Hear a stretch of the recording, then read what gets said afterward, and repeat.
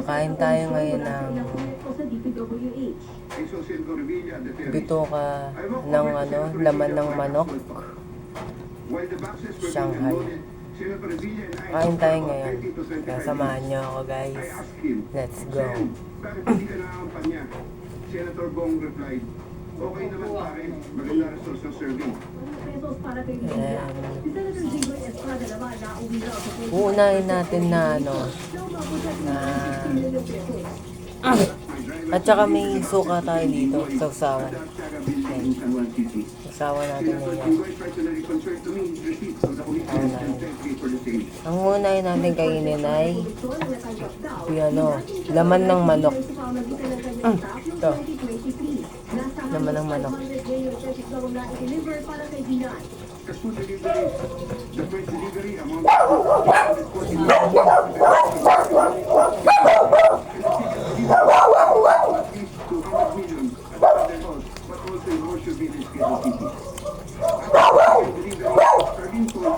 Masarap naman. Ang sarap.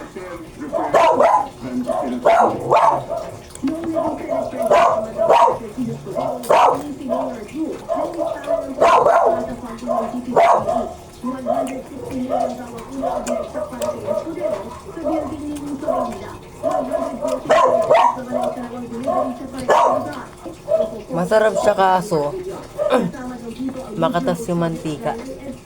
Ayun lang. Pero dito natin. Pero na natin kung makatas yung mantika nito. Yung isa nito. Nabanggit din ni Bernardo si dating Senador Luis Po. Hindi raw direktang nagkausap si Bernardo at Po. Sinabi daw ni dating DPWH Secretary Manuel Bunoan na may nakalaang kolekto para sa senadora na nagkakahalaga ng 500 million pesos. At 20% daw ang komisyon na pinilekta naman ng isang kontraktor. Isa pang bagong pangalan sa salisay ni Bernardo si dating senador at ni DepEd Secretary Sally Angara. Ang nakatransaksyon naman daw ni Bernardo para kay Angara ay si DepEd Undersecretary Clive Cueva. Ang sunod naman natin ay Shanghai. Ito, Shanghai.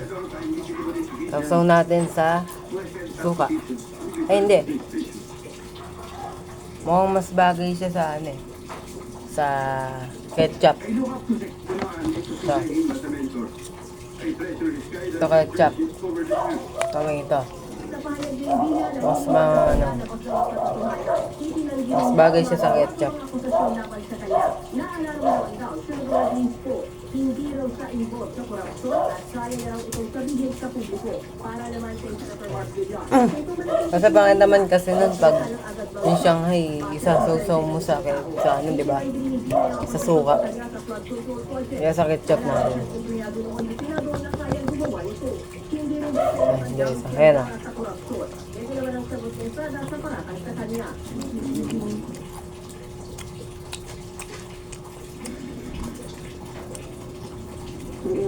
Masarap. Masarap siya. Sarap. Sa mga naging statements ng retired persons dahil gaya ka ng nangyari ngayon, may mga nadawit na pangalan ng mga politiko na hindi naman talaga direktang nakausap, kundi yung mga staff lamang. Sabi ko sa inyo, guys,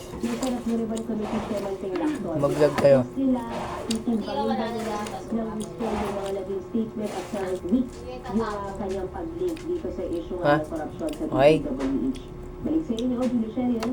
Ngayon, bukod kay Bernardo, pinag-uusapan ngayon ang lumabas na video ni Saldi Ko. May reaksyon na ba ang mga senador? Nakausap natin si Senator Ting Lacson right after the hearing at task 4 kaninang hapon. Ang sinasabi niya, walang probative value. Wala siyang nakikitang value doon sa mga tatry ko. dahil hindi naman Tatry ko na o hindi naman niya sausaw ko sa suka. Yung Shanghai. Try ko din. Hindi nga nila, yun yung ayaw nilang Hindi man ako masarapan. ayaw nilang mag-witness si Zaldi Diba? kung humarap sa pagdinig ng Senado sa pamamagitan ng Zoom. Kaya ang Try ko, sabi ni Senator King, pumunta ka dito. Busin ko muna itong isa. Mag-take ka na oath, sabihin mo yan lahat ng sinabi mo, then saka pa lang daw nila yan bibigyan at titignan na mayroong probative value. Julius. Maraming salamat, May Anderson. Paranoid daw ang administrasyong Marcos sa umuugulang kudeta ayon kay Vice President Sara Duterte. Sagot naman ng Panasyo, hindi nagpapanik ang Pangulo. Kanina, nag-online sa balita si Bril Mancualdo ng News 5, Mindanao.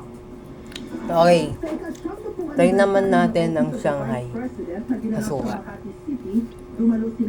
Titignan natin kung masarap. Yan na. Suka yan. Sabihin nyo hindi suka to. Yan na. Sinabi ng vice na hindi sa dadalo sa kahit anumang rally na isinasa Sarap. ngayong weekend. Pero suportado niya raw ang sasama sa kilos Sarap. protesta. Pero panawagan niya sa Malacanang. I commit and I call on the administration Bakit siya? government to respect Bagay siya sa ano? people to Suka. freedom of speech and expression. Mas bet ko yung suka. Masyado silang maging Ayun, masarap eh. malakilya. Um, Umubo ang destabilisasyon kasabay ng malawakang rally. Pero para kay VP Sara, paranoid lang ang administrasyon Marcos. Nasimula sila Sarap. maging paranoid noong nagbabiyahe sila abroad. Guys, stop ko muna tong video na to, ha? Kukuha muna ako ng tubig. Yan guys, didigpit ko na to. Yan, didigpit ko na yan. And ihinom na ako ng tubig ngayon. Kasi madami akong kinain na mamantika. Ang mga kilos, protesta. Ganyan din ang naging pananaw ng palasyo. Hindi nga raw napapalit si PBBM. Alam ko naman po na ang mga miyembro ng PBB ay matatalino. Dito na pala nagtatapos ang aking video. And abangan nyo yung susunod ko na video. Okay? Bye and see you soon. Ibinuro ni dating Congressman Saldi Co si Pangulong Bongbong Marcos.